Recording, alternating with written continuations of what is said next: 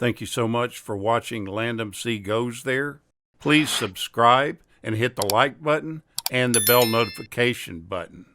Shadow of a Doubt is a 1943 American psychological thriller film that was directed by Alfred Hitchcock. It stars Teresa Wright and Joseph Cotten and was written by Thornton Wilder, Sally Benson, and Alma Reville.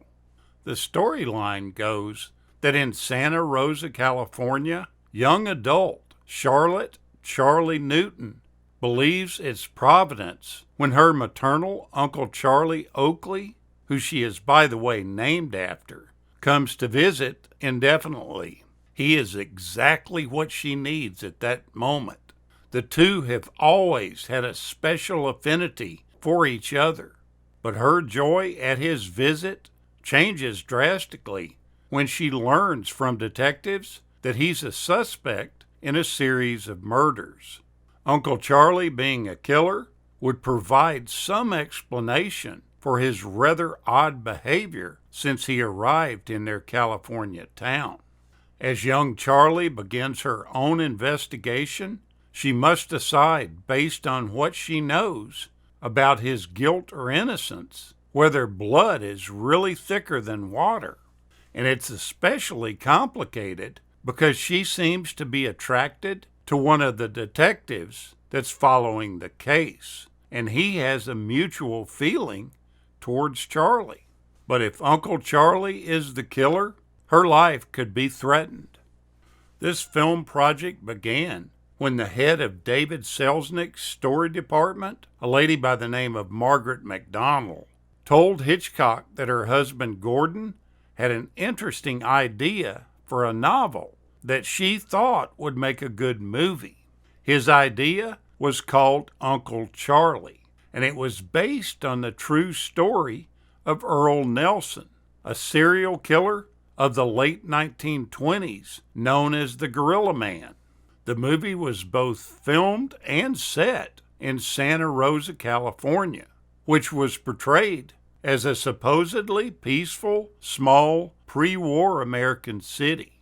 Since Thornton Wilder wrote the original script, the story is set in a small American town, a popular setting of Wilder's, but with an added Hitchcock touch to it. And it's considered to be the most American film that Hitchcock had made up to that time. And it is really thought to be Hitchcock's favorite film of all time. The producers of the movie assigned scouts to find an appropriate house to serve as a setting for the movie that was located in Santa Rosa. Hitchcock had provided specific instructions that the house was to be nice but somewhat worn down to emphasize the Newton family's middle-class background. The scouts selected the house which appears in the movie, and Hitchcock was delighted by the photographs of their selection. He went ahead and gave the scouts the authority to rent the house from its owners as a temporary filming location. All of this much to the owner's pride and delight. He was then horrified when he appeared at the house to begin filming to learn that the owners, excited about the prospect of a major movie being shot at their house, had freshly painted the entire house and manicured the lawn and made a few repairs to the exterior of it. Hitchcock had to have his effects team artificially age the house's exterior and to shoot around the owner's most effective recent renovations. After shooting was entirely completed, the house was returned to its newly renovated status. Now, this movie was Teresa Wright's fourth film, and she signed on to do it without even seeing the script. She also received top billing over the more experienced Joseph Cotten, quite possibly because she was nominated for an Academy Award in her first 3 films. And I have to tell you, she's a real standout in this role. Such a pleasure to watch. Now, one of the things that really stands out to you in the film, and you may not notice it too much if you just watch the film without me telling you this, but it's the fact of Alfred Hitchcock using the number 2, or the principle of dualism, in this film. He sets this up to distinguish good and evil. Having the dualism of the two Charlies allows the idea of them being two sides of one person to come out. Young Charlie is an innocent young woman, while Uncle Charlie is a killer. These two seem to have a connection that's deeper than the average niece and uncle relationship. Everywhere you turn in this film, you see something about the number 2. And as you watch it, if you pay close attention to it and start counting the times that you see something related to the number 2, you will be astounded. There are 2 men looking for Uncle Charlie as he's announced by the landlord of the building that he resides in at the onset of the story. When Charlie Oakley calls the postal union to send a telegram to his sister about his visit, the only number you see him dialing is the number 2 on a rotary phone.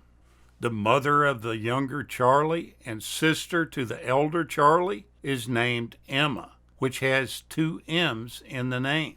The younger sister is named Ann, which has 2 N's in that name. There's also a Mr. Green, which has 2 E's in it, and a Miss Potter, which has 2 T's in it. There's also a Miss Phillips, who has 2 L's in her name. Young Charlie and Detective Graham go to dinner at the Gunnery Grill. Gunnery has 2 N's in it, and the word grill has 2 L's in it. Anne is an avid reader who boasts of reading 2 books per week. Uncle Charlie gives his sister Emma 2 gifts. Uncle Charlie's gift to young Charlie is a ring with 2 sets of initials engraved in it. There are 2 strangers who want to interview the Newton family, and the man that carries the camera carries 2 rolls of film. Young Charlie wears a jacket with 2 large buttons on it, and she also wears 2 bird brooches. She wears these brooches to the library, which she goes in a hurry, scurrying past a clock tower at an angle where 2 clocks are visible. Uncle Charlie takes young Charlie to a bar that's called Till 2, where they run into a young waitress that's a former schoolmate of young Charlie, and she's only been working at the bar for 2 weeks. And Charlie orders a double brandy. There are probably 20 more examples of this, and I ask you to try to find more. The next time you watch it, spend some time looking for things that stand out, because Alfred Hitchcock, without you knowing it, is trying to prove that there's 2 sides to everyone. Thank you so much for watching, and we'll continue to chase the classics.